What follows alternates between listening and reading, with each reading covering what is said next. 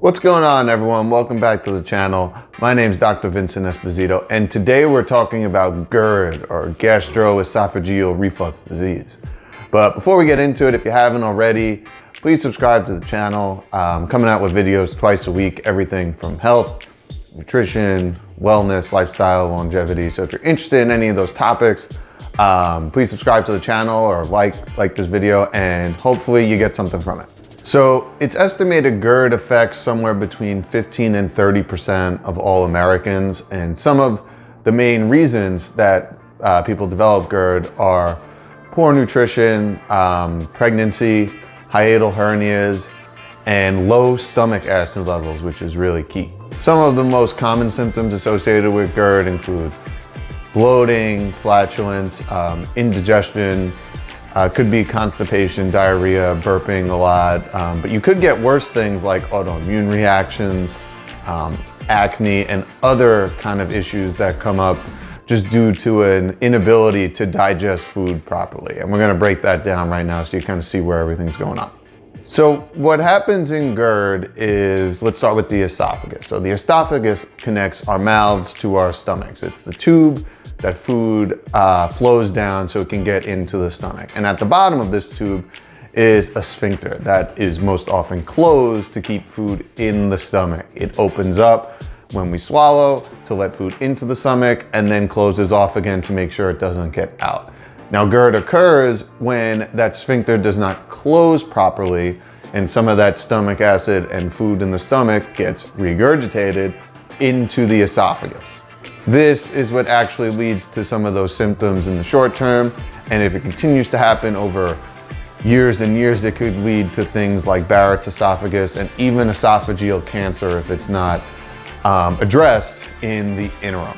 Now, normally, if you go to your doctor, there are three main approaches that are the first line of defense. So you're gonna have antacids, you're gonna have proton pump inhibitors or PPIs, and you're gonna have H2 blockers. And essentially the goal of all three of these in the end is to reduce your stomach acid level, because with lower stomach acid, that means the pH of the stomach will be increased, meaning more basic, meaning you will feel less symptoms.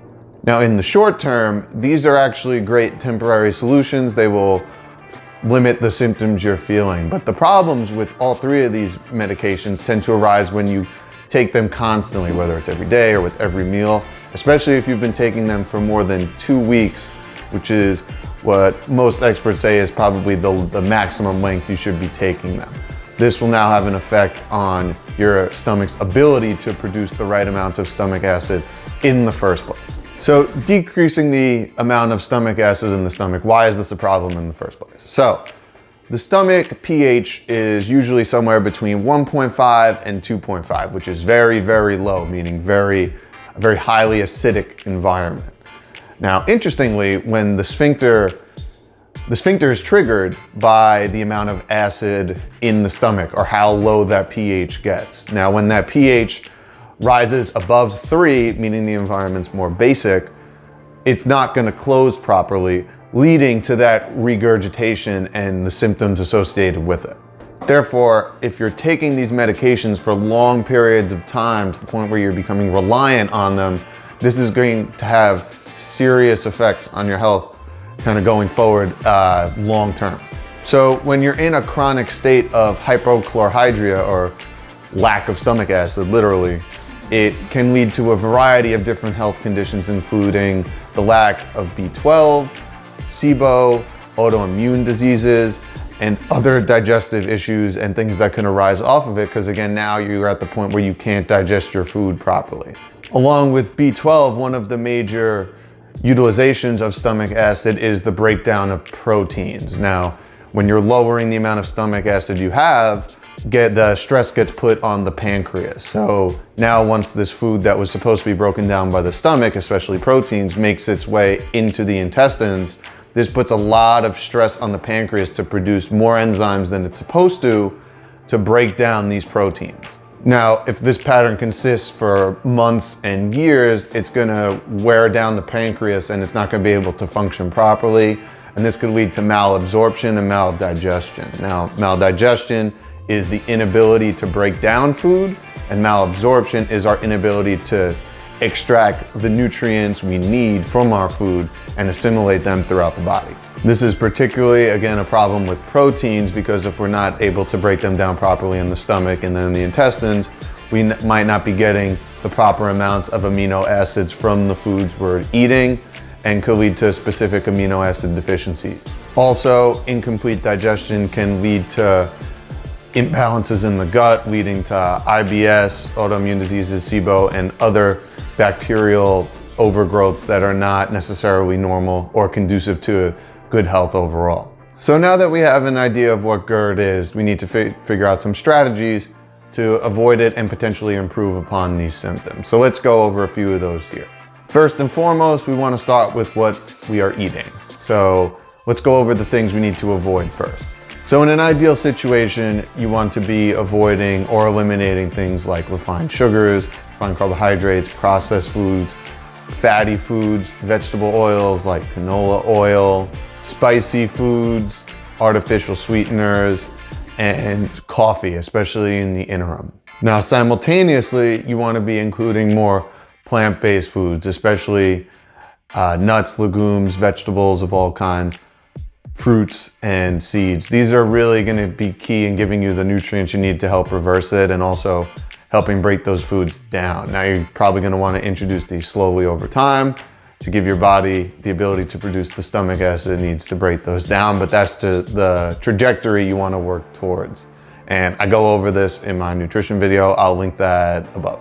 Now, there is some research out there that found that those that eat meat are twice as likely to have inflammation in the esophagus compared to vegetarians, meaning more of a vegetarian plant-based approach might be helpful in this situation. Now, in addition to getting those proper foods into your system, you also want to be able to create an environment where you could appropriately break them down. So one of my big recommendations if you're getting started with something like this is to have some sort of hydrochloric acid or stomach acid supplement, ideally with pepsin in it, to kind of re-regulate those stomach acid levels so that you can properly break down your food. In addition, you might want to have either a little bit of apple cider vinegar or lemon water, perhaps about 10-15 minutes before you eat. Again, this will help with the digestion process and being able to break down those foods properly. And remember, we aren't necessarily what we eat, we are what we're able to digest. So if we're able to break down our foods properly, we can then extract all these vitamins and minerals and antioxidants we need from these foods to help improve our situation. If we're not able to break them down in the first place, we're not going to get those benefits. Depending on your situation, you might want to also include perhaps more antioxidants, although it seems to be if they come from foods, it's much better assimilated than if you get it from a supplement form. But also B12, since B12 is absorbed in the stomach. So that's really important to rectify as well. Also, you might want to check for things like zinc deficiencies or vitamin D, as they could play a role as well. Now, the bottom line is GERD is now a huge industry, and the burdens it has are enormous on the body. Now, it's interesting because it relapses often, and this tends to be due to, again, those medications. And this is over $1 billion industry. I believe we spend more than $4 billion on just Nexium, for example. So include all the other drugs like, say, Pepcid or Pepcid AC or Tums, and you could see how this balloons so quickly. It also decreases our ability to break down foods properly, which means we end up with nutrient deficiencies we wouldn't otherwise. So if you or someone you know has GERD, it's really important that you take steps to put some of these strategies in place and re-regulate the stomach so that you can produce the proper amounts of stomach acid.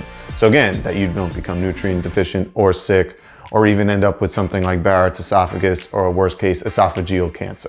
And that's what we have for today on GERD. I hope you enjoyed this video or got something from it. If you have, please subscribe and like below. I'm coming out with videos twice a week. And keep the conversation going. You know, if you've tried any of these strategies, or if you're looking for where to start, please mention it in the comments. I'll get to them and try to respond as appropriately as possible going forward. But until then, take care, guys.